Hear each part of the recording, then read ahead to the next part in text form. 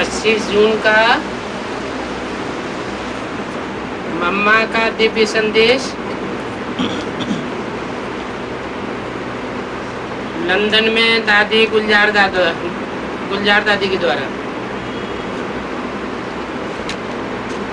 आज जैसे ही वतन में पहुंची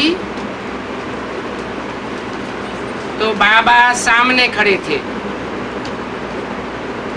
लेकिन साथ में जैसे यहाँ गीत बजता है वैसे मीठा आलाप चारों तरफ से आ रहा था। और बाबा सामने देख करके मुस्कुरा रहे थे। आलाप था, वाह लाडले बच्चे वाह, सिकील दे बच्चे वाह, ऐसे आवाज आ रहा था। और जैसे बाबा के सामने सभी बच्चे हैं, बाबा सभी बच्चों को देख करके मुस्कुरा रहे थे।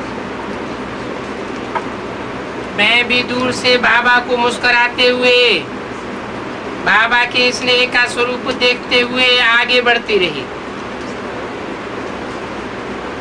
और जैसे ही मैं बाबा के सामने पहुंची तो बाबा ने कहा, आओ मेरे डबल लाइट, डबल पूज्य, डबल तख्त निवासी बच्चे आओ। वाह बच्चे, ऐसे फिर से आलाप आ रहा था। फिर बाबा ने कहा, देखा बच्ची, आज ये आलाप सुन रही हो? बाबा ने कहा, देखा, मैं एक सेकंड भी बच्चों को नहीं भूलता हूँ। हर श्वास, हर सेकंड में हर बच्चा याद है, इसलिए आज ये आलाप बज रहा है। फिर बाबा ने कहा, अच्छा बच्ची, आज क्या संदेश लाई हो? मैंने कहा, बाबा, आज आपके यूकेओ के बच्चों की याद लाई हो। बाबा ने कहा, मैं तो सारा दिन एक एक बच्चे की माला जपता रहता हूँ। एक एक बच्चे को देख करके बाबा के मुख से निकलता है, वाह वाह मेरे समान बच्चे। मैंने कहा, हमारे श्वास संकल्प में भी तो बाबा ही है। तो बाबा ने कहा, कई बच्चों के श्वास और संकल्प में और भी कोई आ जाता है, लेकिन बाबा के श्वास संकल्प में वाह बच्चे, यही बात रहती है। क्योंकि मुझे पता है बच्चों का महत्व कितना बड़ा है। बाबा ने कहा, पता है यूके में कितनी आदमशुमारी है? किसी भी देश में कितनी आदमशुमारी हो, उसमें से बाबा को कितनों ने पहचाना है, वो तो जैसे मुट्ठी भर लोग हैं। उस मुट्ठी भर लोगों में मुझे लास्ट बच्चा भी इतना प्यारा है, जो बाबा हर एक बच्चे को क्या वर्णन करे। हर एक बच्चे की विशेषता को देखता हूँ तो मैं हर एक बच्चे पर बलिहार जाता हूँ। बाबा कभी भी बच्चों को भूल नहीं सकता है। भले बच्चे नटखट भी करते हैं, लेकिन नटखट बच्चे भी मुझे प्यारे हैं, क्योंकि उन बच्चों में भी पहचानने की विशेषता तो दुनिया वालों के मुकाबले बहुत अच्छी है। साधारण तन में पहचानने का तीसरा नेत्र हर बच्चे को मिला हुआ है।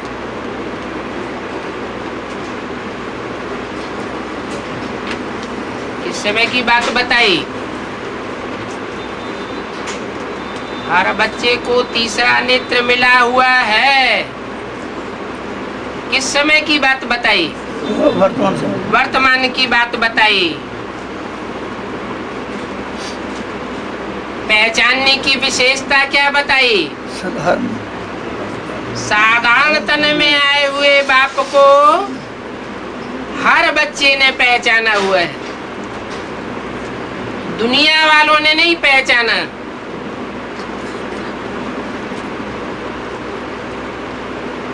हर बच्चे को ये पहचानने का तीसरा नेत्र मिला हुआ है। तो आज बाबा बच्चों के प्यार में लवलीन थे। फिर हमने कहा बाबा आज हम मम्मा को भोग लगाने आए हैं। तो बाबा ने कहा मम्मा नंबर 1 का भोग लगाने आई हो।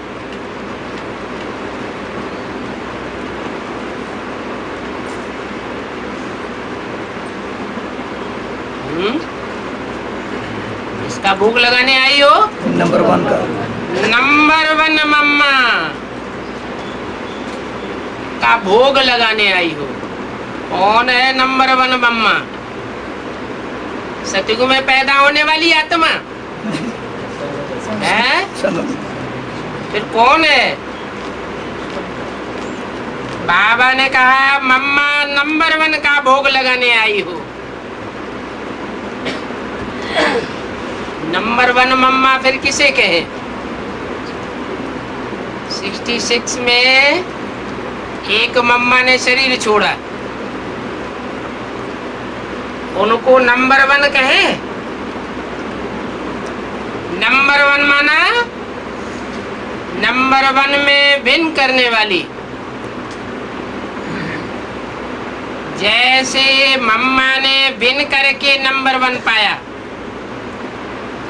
उदाहरण किसका दिया? उदाहरण एक होता है और उदाहरण दूसरे के लिए दिया जाता है।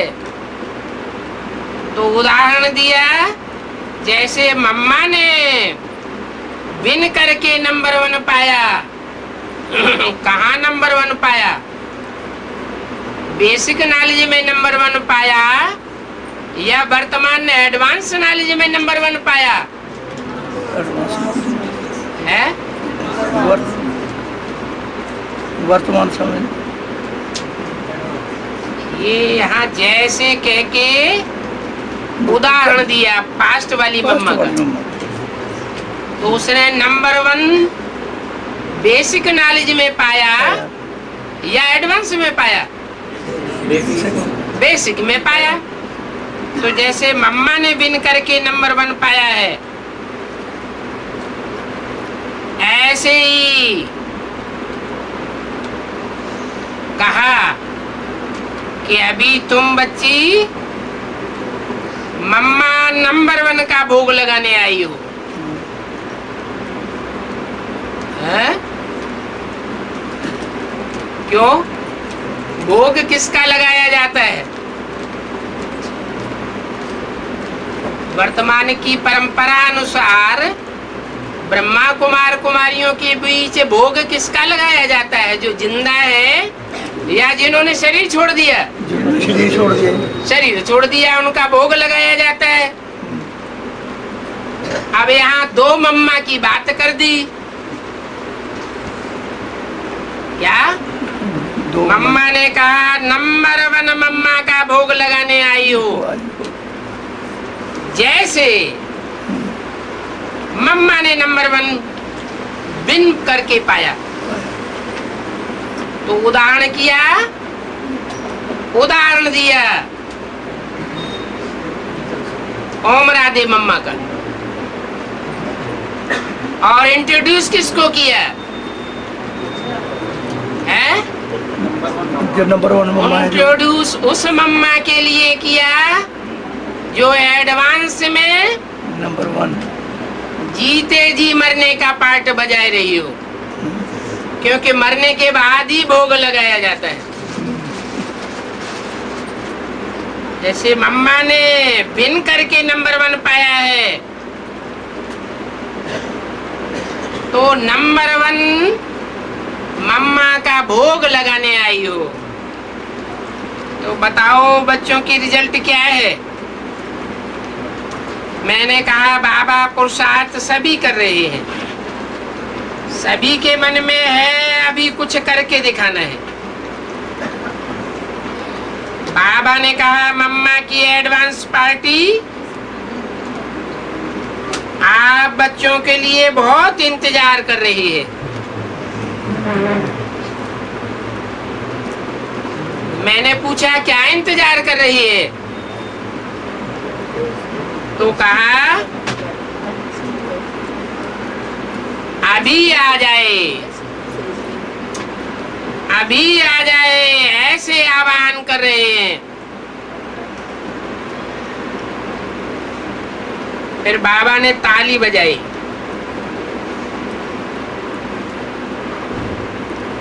तो एक तरफ एडवांस पार्टी के सारे जो गए हैं वो आ गए, दूसरी तरफ हमारी सिर्फ दादियां और मुख्य भाई बहनें और अनन्य बच्चे आ गए। दोनों एक दो को देख करके मुस्कुरा रहे थे। बाबा ने कहा मम्मा को याद किया, तो मम्मा अपनी पलटन के साथ आ गई।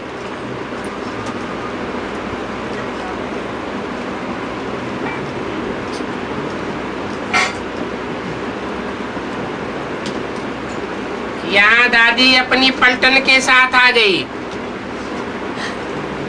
यहाँ, और वहाँ एडवांस पार्टी में मम्मा अपने पलटन के साथ आ गई। यहाँ दादी अपनी पलटन के साथ, दोनों ही ग्रुप एक दो को बहुत मुस्कुराए कर मिल रहे थे। बाबा ने कहा आपस में मिलो, तो सभी ने गले मिला। फिर दादी ने कहा अभी कब तक, अभी डेट बताओ। बाबा ने कहा बच्ची आपस में रूरियान करो। मम्मा तो मुस्कुराती रही, लेकिन दीदी बोल रही थी। दीदी ने कहा आज हमको डेट बताओ। कौन सी दीदी है? मनमोहिनी दीदी। दादी मुस्कुरा रही थी। दादी और दादी जानकी एक दो को देख करके मुस्कुरा रही थी। दीदी ने कहा ऐसे मुस्कुराओ नहीं, आज हमको डेट बताओ। दादी ने कहा जल्दी होगा।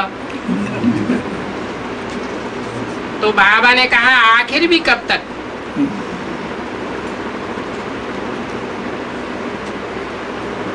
दीदी दादी से डेट पक्का पूछो। फिर बाबा ने कहा देखो बच्चे, सब बच्चे आपका इंतजार अब पूरा हो जाएगा।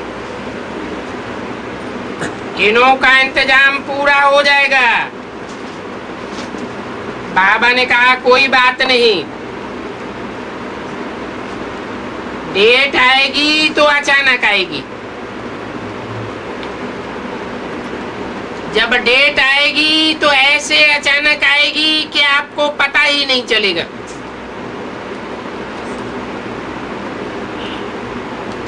आज तो आप एक दो को मिलो। सभी एक दो से बातें कर रहे थे, मिल रहे थे, रौनक लगी हुई थी। कुछ देर बाद बाबा ने ताली बजाई तो दोनों ग्रुप बाबा के सामने पहुंच गए। बाबा ने कहा मम्मा आप भी कुछ बोलो। तो मम्मा मुस्कुरा रही थी। मम्मा ने सिर्फ कहा मेरे उम्मीदवार बच्चे, आशा के दीपक बच्चे, अपने संपन्नता का दीप जगाओ। ऐसे कह के मम्मा ने कहा और बोला कि और कुछ भी नहीं करो, सिर्फ बाबा के मनसा वाचा कर्मणा को कॉपी करते रहो। मैंने कॉपी किया, जो बाबा ने कहा सो किया, बस कॉपी ही किया।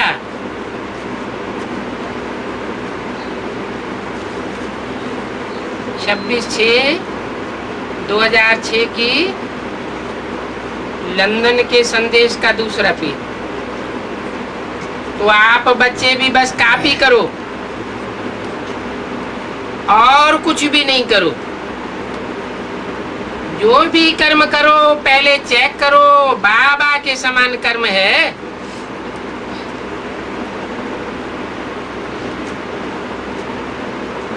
कर्म में किसको फॉलो करने की बात बोली है? कौन से बाबा? ब्रह्मा बाबा को कर्म में फॉलो करने की बात बोली। जैसे बाबा मंजिल पर पहुंच गए, संपूर्णता का नंबर ले लिया, वैसे आप भी ले लो। बाबा ने कहा आज जो भी एडवांस पार्टी के आए हैं, आज मैं अपने हाथ से सभी को गिट्टी खिलाता हूँ। फिर बाबा के पास एक एक आया और बाबा के गले में हर एक समाता गया और हर एक बाबा ने हर एक बच्चे को भोग की गिट्टी खिलाई। फिर ग्रुप को मर्ज कर दिया, फिर हमें और बाबा हमें देखते रहे। बाबा ने कहा अच्छा बच्ची तुम यूके से आई हो। तो बाबा इन बच्चों की खातिरी तो करेगा ना। फिर बाबा ने ताली बजाई तो आप सब वहां इमर्ज हो गए।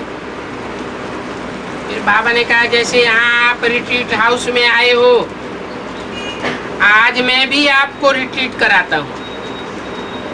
पहले बाबा ने सभी को दृष्टि दी। सभी अर्धचंद्रमा की तरह लाइन में एक दो के पीछे खड़े थे और सभी को बाबा दिखाई दे रहा। पहले बाबा ने दृष्टि दी, फिर कहा मेरे मोस्ट लवली बच्चे उड़ते रहो और उड़ाते रहो। समय से पहले स्वयं संपन्न बन जाओ।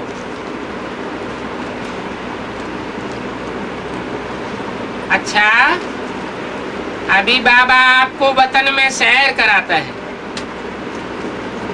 तो बाबा चला, हम भी बाबा के साथ चले। आगे बढ़ते बढ़ते एक बहुत अच्छा हाल देखा। उसमें छोटे छोटे लाइट के सिंहासन हंस के आकार में बने हुए थे और उन सिंहासनों पर लिखा हुआ था स्वमानधारी सभा। बाबा ने कहा अभी एक एक बैठ जाओ। तो सभी सिंहासन पर बैठ गए और सारी स्वमानधारियों की सभा बन गई। बाबा ने कहा हे स्वमानधारी बच्चे, निरंतर स्वमानधारी भव। स्वमानधारी बनने से ही सबको सम्मान देंगे और सम्मान देना अर्थात औरों से सम्मान लेना। बाबा ने कहा रोज वैरायटी समान अमृत वेले से अमृत स्मृति में रखो कि मैं स्वमानधारी हूँ। सारे दिन में एक समान याद रखो और बीच बीच में चेक करो। बाहर वाली अज्ञानी आत्माएं हैं, उन आत्माओं को शुभ कामना की सकाश दो। आपस में जो ब्राह्मण आत्माएं हैं उन्हें विशेषता के सम्मान से देखो। देखो, बोलो और कर्म में आओ और कोई भी पुरुषार्थ नहीं करो। बस एक ही पुरुषार्थ, स्वमान को नहीं भूलना है। सभी को सम्मान देना, स्वमान में रहना। और सम्मान देंगे तो माया को बीच में आने की मार्जिन नहीं मिलेगी। अभी युद्ध नहीं करो, कर्मयोगी बनो, सहज योगी बनो और निरंतर योगी बनो। बाबा ने कहा आज यूके वाले बच्चों को विशेष 4 वरदान देते हैं। पहला वरदान विशेष खुश नसीब हूं।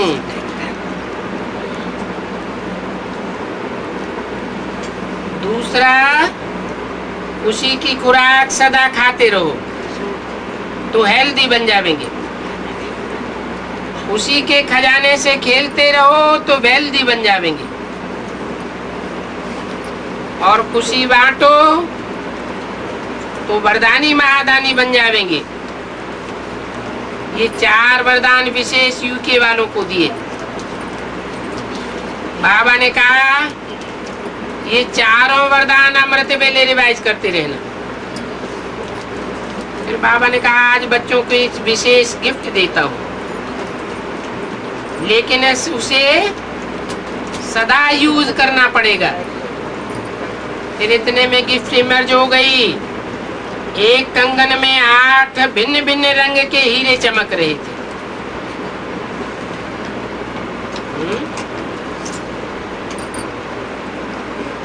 क्या गिफ्ट? एक कंगन में 8 भिन्न भिन्न हीरे, 8 अलग अलग रंगों के हीरे चमक रहे थे। उसके लिए क्या बताया कि इस गिफ्ट को सदैव क्या करना पड़े? और इस गिफ्ट को सदैव यूज करते रहना पड़ेगा। इसके अलावा और कोई दूसरा चारा नहीं है। बाबा ने कहा ये कंगन दृढ़ता का है।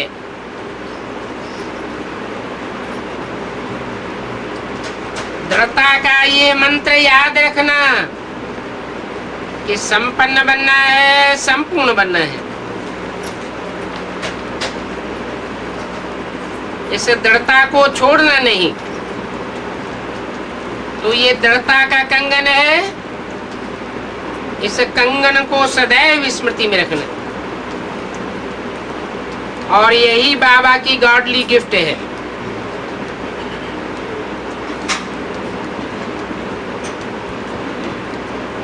क्या गिफ्ट बताई? दृढ़ता की गिफ्ट। उसका नाम क्या बताया? गॉडली गिफ्ट कंगन के रूप में। और उसमें हीरे कितने चमक रहे थे? 8 हीरे चमक रहे थे। तो हीरे वो चैतन्य होंगे या जड़ होंगे? हीरे भी चैतन्य होंगे। और इन्होंने हीरो में भी दृढ़ता की खसूसियत होगी। जिस दृढ़ता से संपन्न बनना है और संपूर्ण बनना है। फिर बाबा ने दोनों दादियों को इमर्ज किया। कौन कौन दादियों को? जानकी दादी और कुमार का दादी। दादी तो बाबा की गोद में एकदम बच्चे के मुआफिक समा गई। बाबा ने कहा इन बच्चों को बाबा कहता है सबूत देने वाले बच्चे। बाबा की सब आशाएं जो बच्चों में रही हुई हैं, वो आशाएं पूर्ण करते रहे। बाबा को प्रत्यक्ष करने में भी नंबर 1 है। ऐसे बाबा ने दादियों को बहुत प्यार किया और पकड़ करके हिलाया, पाँव के झूले में झुलाया। फिर दादियां भी मर्ज हो गई। फिर बाबा ने मुझे कहा कि बच्चों को संदेश सुनाने के साथ मैं दृढ़ता को अंडरलाइन कराता हूँ। ऐसे कह के बाबा ने हमें साकार वतन में भेज दिया। ओम शांति।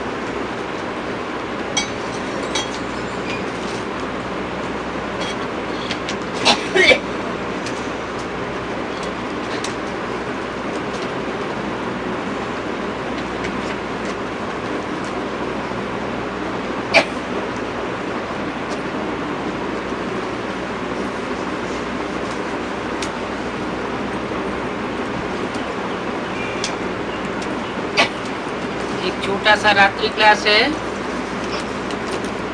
18 मार्च 1967।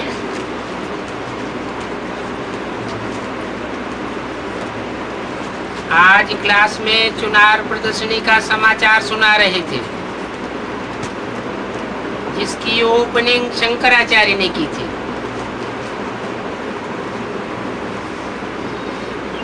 ये बात तो सिद्ध होती है कि वो लोग ज्ञान नहीं लेंगे। कौन लोग? शंकराचार्य।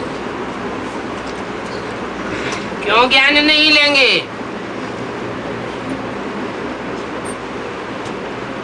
है? वो ज्ञान किस बात का देह अभिमान है? उनको अपने शास्त्रों की पढ़ाई का देह अहंकार है। शास्त्र अर्थात कागज के पत्ते, उनको प्रवृत्ति मार्ग का ज्ञान सुनना नहीं है।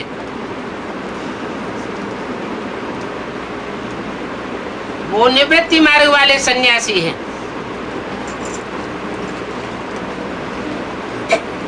वो अपनी ही बातों में अटके हुए हैं, और वो है भक्ति मार्ग के शास्त्रों की अथॉरिटी।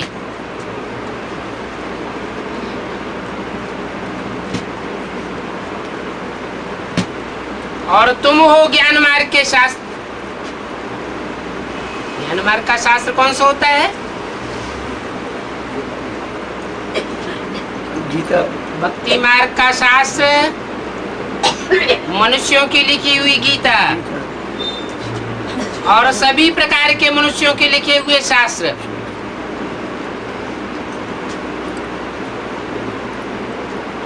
वो भक्ति मार्ग की अथॉरिटी है, और ज्ञान मार्ग की अथॉरिटी है श्रीमद् भगवत गीता। मनुष्यों के मुख से बोली हुई या मनुष्यों के हाथों से लिखी हुई गीता नहीं। कौन सी गीता? जो डायरेक्ट भगवान मुख से बोलते हैं और जो बच्चे सन्मुख मुख से सुनते हैं, वो है सच्ची गीता। वही ज्ञान मार्ग की अथॉरिटी है तुम्हारी।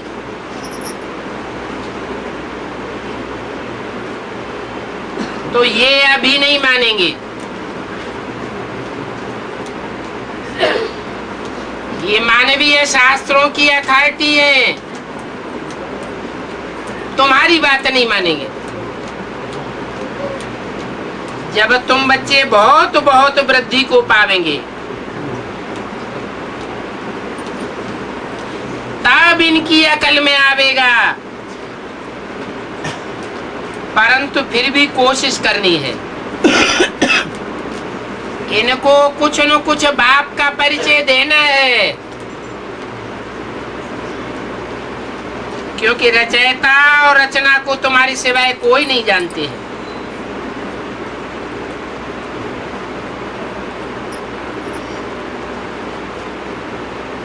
शंकराचार्य अंत में भी तुम्हारी बातों को मान लेवे, ये नहीं हो सकता है।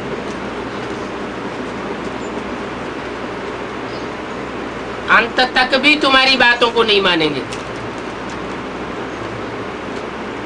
फिर कोशिश क्यों करनी है? फिर उलाना ना मिले। उलाना ना मिले ये भी बात, लेकिन कोशिश इसलिए भी करनी है, इनको समझाने के बहाने कोई इनके साथ के दूसरे सुन सकते हैं। जैसे बाबा बोलते हैं, मैं तुम बच्चों को सुनाने आता हूँ, ये बीच में सुन लेता है। कौन? ब्रह्मा बाबा। ब्रह्मा बाबा। तुम धारणा में कच्चे रह जाते हो, ये धारणा में पक्का चला जाता है। तो फायदा किसको हुआ? ब्रह्मा बाबा।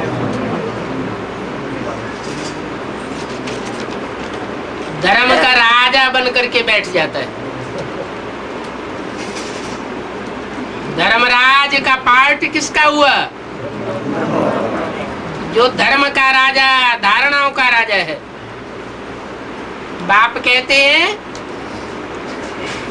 मैं धर्मराज नहीं हूँ, मेरा राइट हैंड, मैं तो प्यार का सागर हूँ।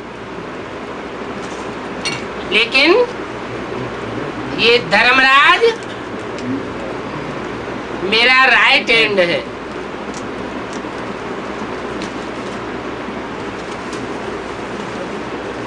बोला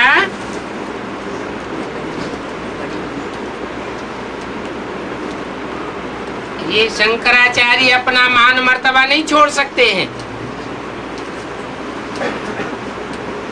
फिर भी तुम बच्चों को पुरुषार्थ तो करना ही चाहिए। युद्ध तो बच्चों को करनी है। कोई की तकदीर में होगा तो टच होने पर आ जाएगा।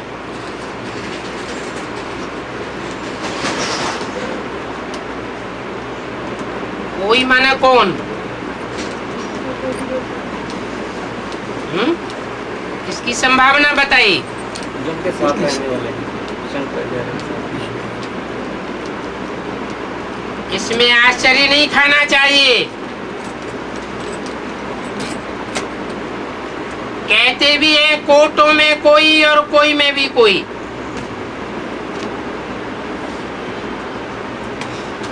वो शंकराचार्य लोग तो शास्त्रों में फंसे हुए हैं। तुमको फिर अपनी ही याद की यात्रा में रात दिन लगे रहना चाहिए।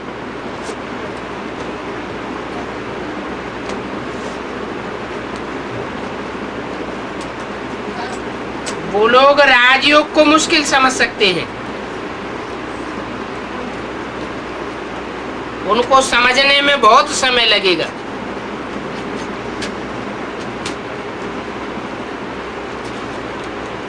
तुम चित्र में दिखावेंगे,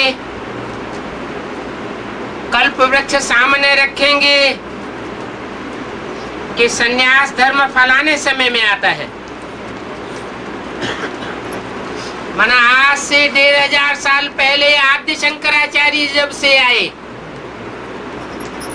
तब से संन्यास धर्म आया। तो बुद्धि में आता तो है कि आदि शंकराचार्य से पहले कोई सन्यासी नहीं था। जाड़ पर भी समझाना होता है कि तुम कब आते हो। जो समझाते हैं वो भी समझते होंगे कि अभी ये पॉइंट्स हमको देनी चाहिए। ऐसा तो होता ही है।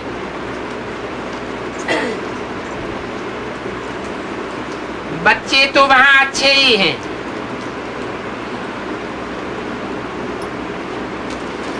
गंगे समझाने में कम नहीं है।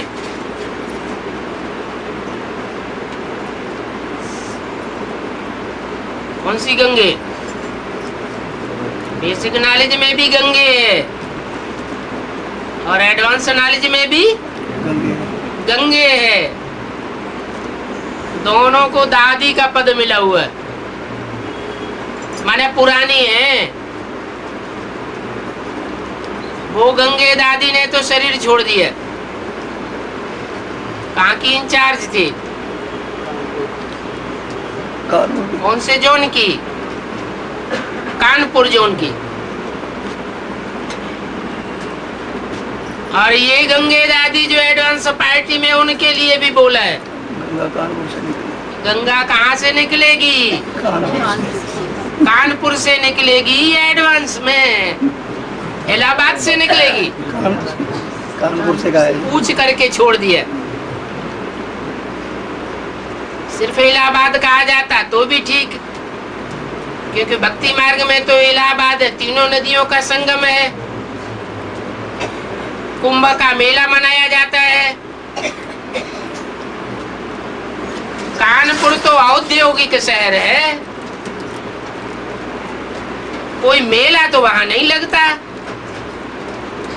फिर कानपुर का नाम क्यों ऐड कर दिया?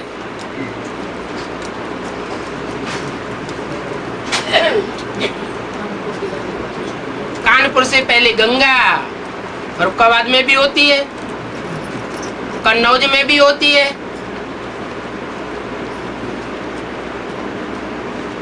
इलाहाबाद से आगे बनारस में भी होती है। वहां का नाम नहीं लिया, कहाँ का नाम लिया?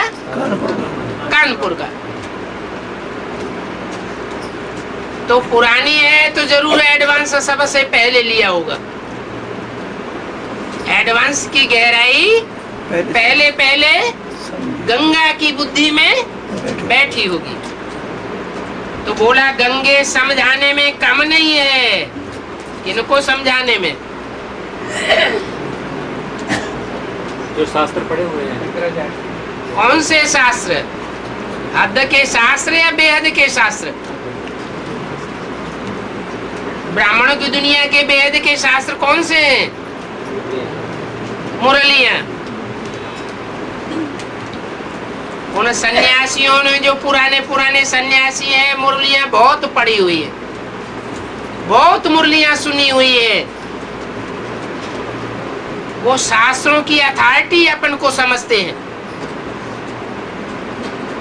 नयो नयो को तो यूं ही उड़ाए देते हैं, अरे तुम कल के बच्चे, तुम क्या हमको समझावेंगे?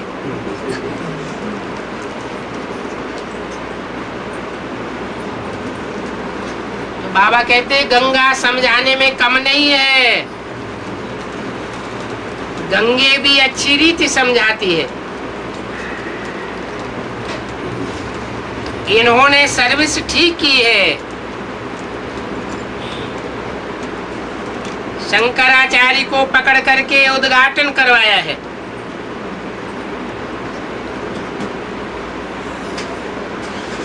काय का उद्घाटन कराया है?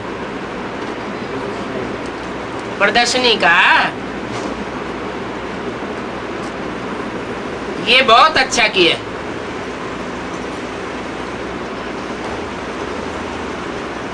इनको अपने पास बुलाना तो अच्छा ही है, नजदीक आवे तो अच्छा है। तो मनुष्य देखेंगे कि इनके पास ऐसे ऐसे आते हैं, तो अच्छी सर्विस होगी। बच्चे जानते हैं कि जो सर्विस करते हैं वो ही ऊंच पद पाते हैं। सुनाया जाता है कि उमंग आवे सर्विस करने का, परंतु धारणा न होने के कारण शौक नहीं उठता है। सिर्फ इतना समझा जाएगा कि ज्ञान में बच्चे अच्छे हैं। कोई कोई समय ग्रहाचारी भी बैठती है, बीमारी होती है तो ठंडे पड़ जाते हैं।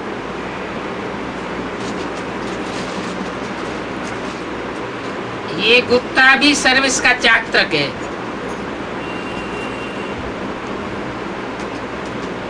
कहाँ का गुप्ता? बनारस।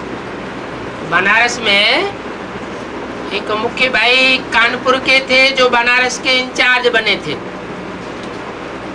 अभी शरीर छोड़ चुके हैं।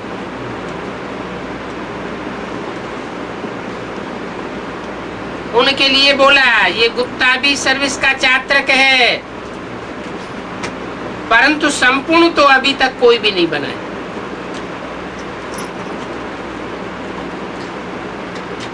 इसलिए भूलें होती रहती हैं।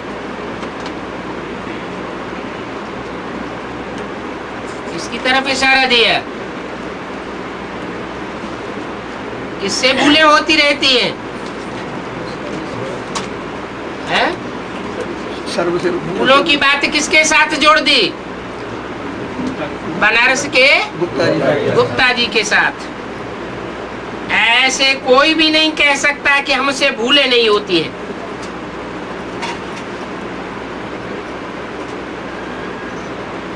माया किसी को छोड़ती नहीं है। भूलें तो होनी है जब तक कर्मातीत अवस्था पर पहुंचा जावे। बाप के लिए तो कह नहीं सकते। क्या नहीं कह सकते माया पकड़ नहीं पाते हैं? बनारस के गुप्ता जी के लिए कह सकते हैं, लेकिन बाप के लिए तो कह नहीं सकते हैं। क्या कि माया पकड़ ले माया बाप को पकड़ लेती है और भूले कराती है। ये नहीं कह सकते। क्यों नहीं कह सकते बाप के लिए है? अरे बनारस के गुप्ता जी के लिए कह सकते हैं, इतने पुराने भाई, और उनको भी निमित्त बना करके विद्वान पंडित आचार्यों की जो स्थली है बनारस, वहां उनको रखा गया। उनसे भूले हो सकती हैं, लेकिन बाप के लिए नहीं कह सकते हैं। क्या कि भूले होती हैं। भूले हो सकती? क्यों? क्योंकि अथॉरिटी बैठी है? सुप्रीम सोल उसमें बैठा है इसलिए। हाँ, क्योंकि सुप्रीम सोल का नाम क्या है? Ever pure. शिव नाम है, प्योर नाम नहीं है।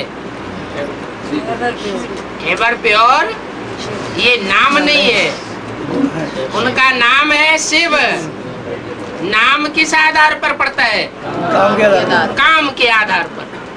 माना उन्होंने जो भी काम किया, कल्याण जो भी कदम उठाया, जो भी वाचा बोली, जहाँ भी दृष्टि डाली, ये नहीं कहेंगे उनकी कुदृष्टि है। ये नहीं कहेंगे उन्होंने जो वाचा बोली वो दुष्ट वाचा बोली। जो भी कर्म किया वो कुकर्म किया, ये नहीं बाप के लिए कहा जा सकता। जो भी करते हैं कल्याणकारी करते हैं, जो भी बोलते हैं कल्याणकारी बोलते हैं, जो भी संकल्प करते हैं वो कल्याणकारी संकल्प होता है। तो बाप के लिए नहीं कह सकते, बाकी तो सब पुरुषार्थी है।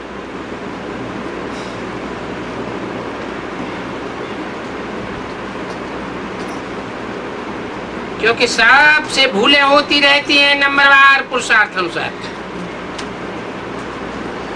सब बच्चे स्टूडेंट हैं, ये ब्रह्मा भी स्टूडेंट है।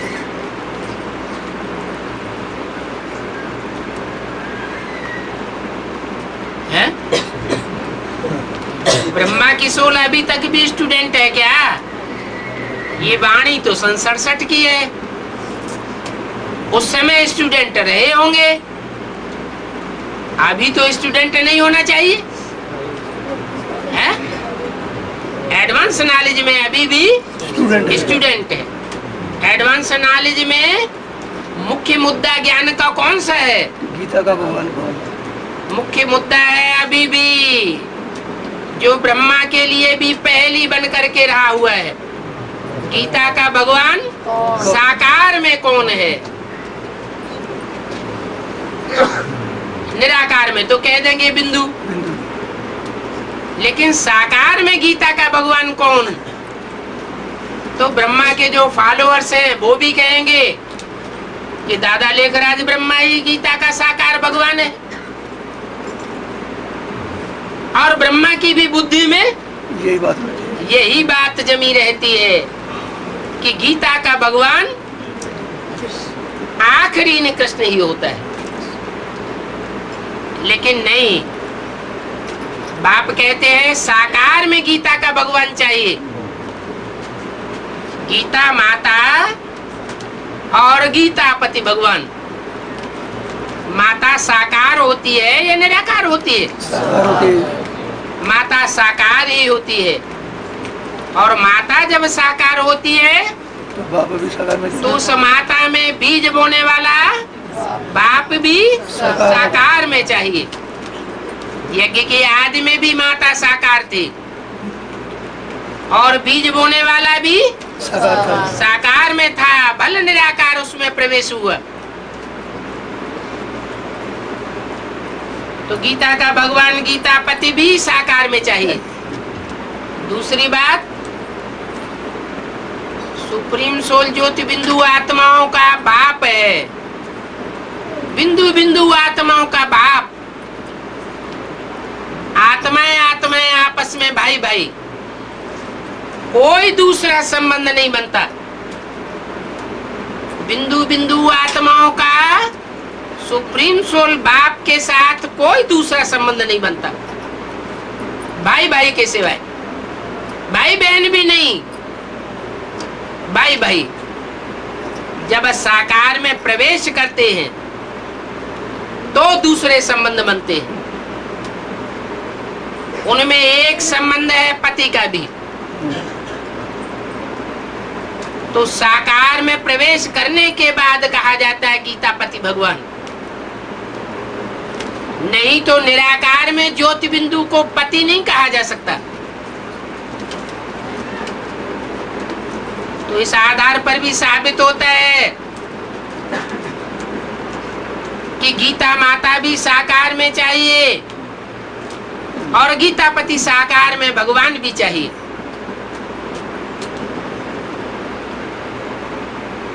गीता पति भगवान गीता को पढ़ाने वाला है। यज्ञ के आदि में भी गीता का प्रवचन व्याख्या करके सुनाते थे, अंत में भी गीता की ही व्याख्या करके सुनावेंगे। वो संस्कृत की गीता जो मनुष्यों ने लिखी है, उसकी मनुष्यों ने 108 से भी ज्यादा टीकाएं करके दिखाई थी, और एक एक टीका दूसरे विद्वानों की टीकाओं से बिल्कुल भिन्न। माध्वाचार्य की गीता कहती है आत्मा अनेक है, परमात्मा बाप तुरीय अलग है। शंकराचार्य की गीता कहती है आत्मा एक है, एको ब्रह्म द्वितीयो नास्ति। तो कितना फर्क पड़ जाता है, व्याख्याओं में कितना फर्क हो जाता है।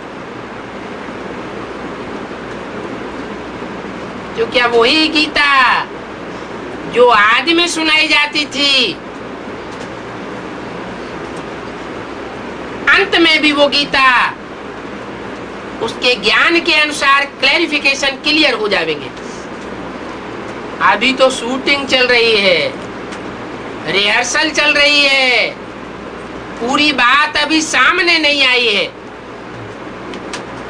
पांडवों के चरित्र, यादवों के चरित्र, कौरवों के चरित्र पूरे अभी पर्दे पर क्लियर नहीं हुए हैं। जैसे ही ये क्लियर हो जाएंगे, गीता और भागवत सारी की सारी क्लियर हो जाएंगी। तो बोला कि ब्रह्मा भी अभी स्टूडेंट है, आदि में भी ब्रह्मा स्टूडेंट था और अंत में भी ब्रह्मा अभी स्टूडेंट है। आदि में भी मम्मा बाबा को ड्रिल कराने वाले, टीचर बन करके बैठने वाले कोई दूसरे बच्चे थे। कारण है अकारण है वो बच्चे यज्ञ छोड़ करके चले गए। कारण भी बताया, पूरा ज्ञान नहीं। उस समय ये इतना ज्ञान नहीं था। अभी तो ज्ञान परिपक्व स्टेज में आ गया है।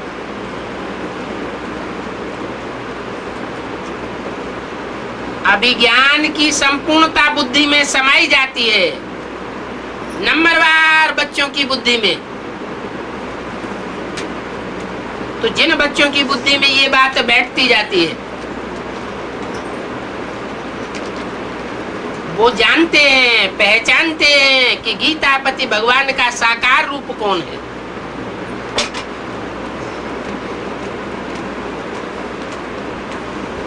वो मानेंगे कि ब्रह्मा अभी भी पढ़ाई पढ़ रहा है।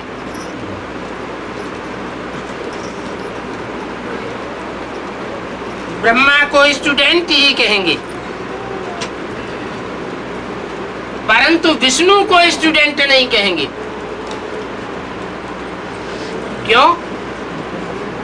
ब्रह्मा ही सोई तो विष्णु बनता है, तो विष्णु को स्टूडेंट क्यों नहीं कहेंगे? वो संपन्न स्टेज है, क्योंकि विष्णु जो एम ऑब्जेक्ट है वो पूरा हो गया। संपन्न स्टेज का है, स्वीकार कर लेता है क्या गीता का भगवान कि गीता का भगवान साकार में कौन है? शिव शंकर। सर्विस का समाचार सुनाना अच्छी बात है। सर्विस करने का शौक बच्चों में जागेगा। सर्विस का शौक न होने से पद भ्रष्ट हो जाएगा। क्यों? कोई ज्ञान बहुत अच्छा उठाता है, धारणा बहुत अच्छी करता है, याद भी बहुत अच्छी करता है, लेकिन सेवा उतनी अच्छी नहीं करता है, तो पदभ्रष्ट क्यों हो जाएगा? क्योंकि जो सर्विसेबल बच्चे हैं उनको बाप याद करता है। लौकिक दुनिया में भी जो बच्चे बाप की दुकान संभालते हैं, बाप उनको महत्व देता है, जास्ती याद करता है, प्यार देता है। यहाँ भी पारलौकिक बाप सर्वसेबल बच्चों को बहुत याद करते हैं। सारी दुनिया बाप को याद करती है और बाप अपने सर्वसेबल बच्चों को याद करते हैं। तो जो सर्विस नहीं करते हैं उनको ताकत कैसे मिलेगी? ताकत नहीं मिलेगी तो माया की लड़ाई में फेल हो जाएंगे, पदभ्रष्ट हो जाएगा। ये राजधानी स्थापन हो रही है, माना राजधानी की याद क्यों दिला दी? हर तरह से राजधानी में हर तरह के चाहिए, नंबरवार होंगे। राजधानी में राज्याधिकारी भी होंगे, ऊंचे से ऊंचे। राजा का पद पाने वाले भी होंगे, रानियों का पद पाने वाले भी होंगे, महाराजा बनने वाले भी होंगे, दास दासी बनने वाले भी होंगे, और राजाओं के राजकाज में विशेष सहयोग देने वाले बड़े बड़े साहूकार भी होंगे। फर्स्ट क्लास साहूकार प्रजा, सेकंड क्लास साहूकार प्रजा। तो ये राजधानी स्थापन हो रही है। आगे चल करके ये सभी बातों का पता पड़ जाएगा। किन बातों का? कौन महाराजा बनने वाले हैं, कौन महारानी बनने वाली है, कौन राजाएं हैं, कौन रानियां हैं, कौन राज्य अधिकारी है, कौन बड़े बड़े साहूकार बनने वाले हैं, कौन दास दासी बनने वाले हैं और कौन चांडाल बनने वाले हैं। मुख्य कौन कौन राजाई में आवेंगे, ये सब पता पड़ जाएगा। यहाँ ही तुमको समझ मिल जाएगी कि राजधानी कैसे स्थापन होती है। राजधानी प्रैक्टिकल में स्थापन होगी या अगले जन्म में ही स्थापन होगी? अभी प्रैक्टिकल में होगा। प्रैक्टिकल में इसी जीवन में राजधानी स्थापन होनी है।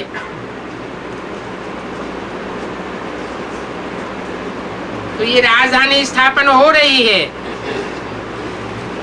नंबरवार जिनको राजधानी में उच्च पद पाना होगा उनके ही ख्यालात में आवेगा क्या कि राजधानी कैसे स्थापन हो रही है।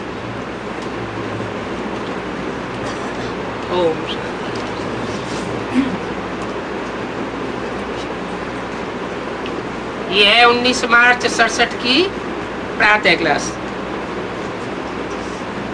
बच्चे जो प्रदर्शनी का समाचार लिखते हैं वो समाचार सभी मुख्य सेंटर्स वाले कैसे सुने, उसका भी कोई प्रबंध होना चाहिए। जैसे बनारस की तरफ चुनार गांव में प्रदर्शनी की ओपनिंग शंकराचार्य के द्वारा कराई गई।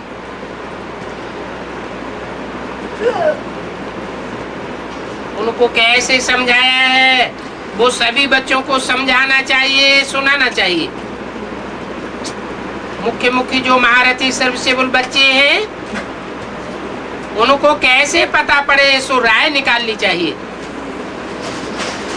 जो बाप के दिल पर चढ़े हुए सर्विसेबल बच्चे हैं उनको भी ये समाचार सुनाना चाहिए, तो उनको भी मालूम पड़े कि ऐसे ऐसे लोग क्या कहते हैं। उनको कैसे समझाना चाहिए। जो सर्विसेबल बच्चे होंगे उनका ही विचार चलेगा कि प्रदर्शनी की ओपनिंग किससे करावे। वो तो जड़ प्रदर्शनी है, और एडवांस में चैतन्य प्रदर्शनी। राजधानी तैयार होगी तो राजधानी में मुख्य मुख्य जो ऊंचे पद पाने वाले हैं उनके चेहरे स्वतः ही प्रत्यक्ष होंगे, लेकिन प्रत्यक्षता करने के लिए भी कोई न कोई निमित्त बनेंगे। तो जो निमित्त बनेंगे उनसे फिर उद्घाटन कराना है। कोई न कोई तो निमित्त बनेंगे, किससे ओपनिंग करावे, कैसी कैसी पॉइंट सुनानी चाहिए जिससे मनुष्यों की बुद्धि में बैठ जावे। अगर ऐसे ऐसे शंकराचार्य जैसे मनुष्य समझ जावे तो कहेंगे कि ये नॉलेज तो बहुत ऊंची है। जरूर इस नॉलेज को पढ़ाने वाला कोई तीखा होगा।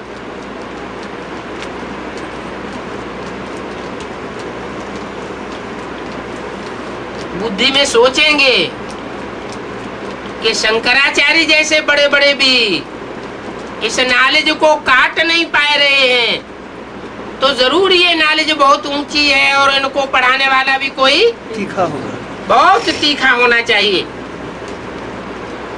माना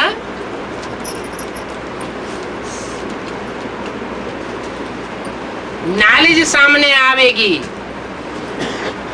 नॉलेज को सामने रखने वाले बच्चे भी सामने आवेंगे, लेकिन जो नॉलेज देने वाला है वो उन बड़े बड़े शंकराचार्यों के सामने गुप्त ही रहेगा।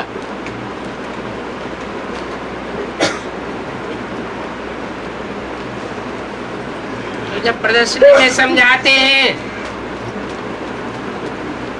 उनसे ओपनिंग लेते हैं, तो उनकी ओपनिंग टैप में भरना चाहिए, शार्ट में भरें, तो उस टैप को जो मुख्य सेंटर्स वाले हैं वो भी सुने। जहां जहां अच्छे अच्छे आते हैं प्रदर्शनी का उद्घाटन करने, उनको फिर क्या क्या समझाते हैं वो टैप में भरना चाहिए। जैसे गंगा ने शंकराचार्य को समझाया है। ये गंगा तो अच्छी एक्टर है, और ये गुप्ता जी भी अच्छा एक्टर है। अच्छे तो हैं, लेकिन बेसिक नॉलेज के हैं, ये एडवांस के हैं। बेसिक के हैं। बेसिक नॉलेज अधूरी नॉलेज होने के कारण नॉलेज के देने वाले को प्रत्यक्ष नहीं कर सके। कौन? न गंगे प्रत्यक्ष कर सकी, न गुप्ता जी, और न गुप्ता जी प्रत्यक्ष कर सके। जरूर एडवांस नॉलेज में कोई गंगे दादी है, कोई गुप्ता जी भी हैं, गुप्त पुरुषार्थ करने वाले, जो सुप्रीम सोल बाप शिव को सारे संसार में प्रत्यक्ष करेंगे। इसलिए बोला कि ये गंगा भी अच्छी एक्टर है और गुप्ता जी भी अच्छा एक्टर है। जैसे मनोहर है, चंद्रमणि है, ये सब अच्छे एक्टर हैं ना, लेकिन सभी तो दिल पर नहीं चढ़े हुए हैं ना। रूहानी सर्वसेवल हुई बाप के दिल पर चढ़ते हैं। यूं तो स्थूल सर्विस भी है, परंतु बाबा का अटेंशन रूहानी सर्विस पर जाएगा। जो बहुतों का कल्याण करते हैं, बल कल्याण तो ड्रामा में हर एक बात में है। जो ब्रह्मा भोजन बनाते हैं उसमें भी कल्याण भरा हुआ है। अगर योग युक्त होकर के भोजन बनावे तो ब्रह्मा भोजन में भी कल्याण समाया हुआ है। ऐसे योग युक्त हो भंडारे में तो शांति ही शांति हो जावे। याद की यात्रा पर तत्पर रहना है। तो कोई भी आवे तो झट उनको समझावे। अभी यहाँ तो ऐसे एक भी नहीं है जो कि शंकराचार्य को समझा सके। कहाँ है? की बात बताई है? हाँ, वही तो बैठ के वाणी चलाते थे उसी समय की बात। अभी यहाँ तो ऐसे एक भी नहीं है जो शंकराचार्य को समझा सके। क्यों? वो शिव का मंदिर नहीं है क्या? मधुबन मधुसूदन की भूमि नहीं है क्या? है तो शिव का मंदिर, क्योंकि शिव बाबा मधुबन में ही आकर के मुरली चलाते हैं। लेकिन शास्त्रों में यादगार दिखाया हुआ है कि शिव के मंदिर में कबूतर भी होते हैं और कंठी वाले तोते भी होते हैं, और कभी कभी कंठी वाले तोते भी दिखाई देते हैं। जो कबूतर होते हैं वहां परमानेंट अपना घोंसला बनाकर रहते हैं और शिवलिंग के ऊपर ही गंध करते रहते हैं।